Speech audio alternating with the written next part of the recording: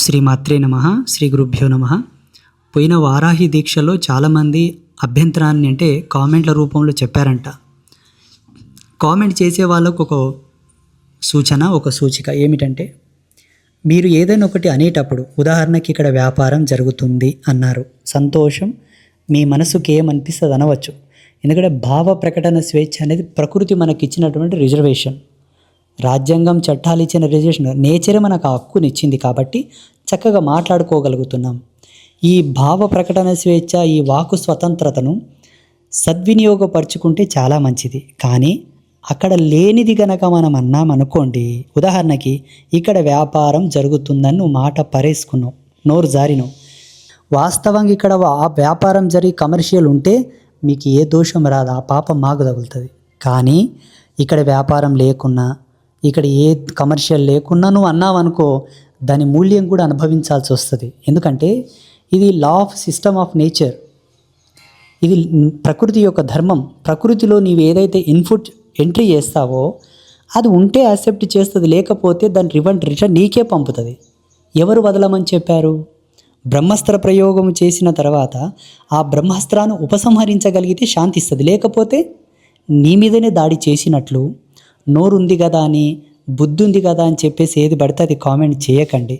పోయినసారి వారాహి నవరాత్రుల్లో మాలలు మీరే ఇస్తారా, బట్టలు మీరే అమ్ముతారా, ఇదంతా వ్యాపారం కాదా అని కొంతమంది పెద్ద మనుషులు అన్నారంట. ఇప్పుడు చెప్తున్నాను, మీరు ఎక్కడి నుంచన్నా బట్టలు తెచ్చుకోండి, మాలలు తెచ్చుకోండి, మాకు ఏ అభ్యంతరం లేదు. మేము దీక్షలు వేసేటప్పుడు ఫీజు అడగం, టోకెన్లు అడగం, ఫ్రీగా దీక్షలు వేస్తాం, ఫ్రీగా మంత్రం ఇస్తాం. ఎందుకంటే అది మా విద్వత్తుకు సంబంధించింది. బుద్ధితోటి మంత్రాన్ని దర్శించి ఇవ్వాలి, దానికి ఏం పైసలు అవసరం లేదు. ఇచ్చేటప్పుడు ఒక 10 నిమిషాలు టైం కేటాయించుకోవాలి. మేము పుట్టిందే దానికోసం కాబట్టి టైం ఇస్తాం, దీక్షలు ఇస్తాం. మరి కొంతమంది అనధికారికంగా కొన్ని మాటలు అనడం చేత ఈ సంవత్సరం నేను దీక్షలు కూడా ఇవ్వలేదు. మా క్షేత్ర ఆచార్యులకు చెప్పాను, మీరు ఇవ్వండి, ఆచార్యుడు సర్వయోగ్యుడు, నేను వాక్కు మీకు ఇస్తున్నాను, అధికారం ఇస్తున్నాను, మీరు వేయండి అని చెప్పాను. మా ఆచార్యులే దీక్షలు కూడా వేశారు. మీరు ఇట్లా ప్రతీదీ కామెంట్ చేస్తూ పోతూ ఉంటే మాకు ఒక మనస్సాక్షి ఉంటుంది, ఆత్మాభిమానం ఉంటుంది. ఇంత శరీరం, ఇంత జీవితం పుకాటికి మీతో మాట్లాడడానికేనా మా బతుకు? మేము అన్నిటినీ వదులుకుంటూ పోతాం. ఇంకా భవిష్యత్తులో మీకు ఎవడేమి ఇస్తాడు? ఎవరు మీ పక్షాన్ని నిలబడి మీకు ఏదైనా ఇవ్వడానికి? ఎట్లిస్తారు చెప్పండి? ప్రతిదాని ప్రతిఘటించుకుంటూ పోతున్నా, నేను తెలివిమంతుని, బుద్ధిమంతునని మీరు అనుకుంటారు. సమాజానికి మీరు ఎవరినో దూరం చేస్తున్నారు, అది మర్చిపోతున్నారు మీరు. దయచేసి ఇక్కడ మాలలు ఉంటాయి, వస్త్రాలు ఉంటాయి, అన్నీ ఉంటాయి. ఎవరికి అవసరమో వాళ్ళు తీసుకోవచ్చు. అనవసరంగా నోరు బారేసుకొని కామెంట్ పెట్టేవాళ్ళు ఇక్కడ తీసుకోకండి, ఇక్కడికి రాకండి.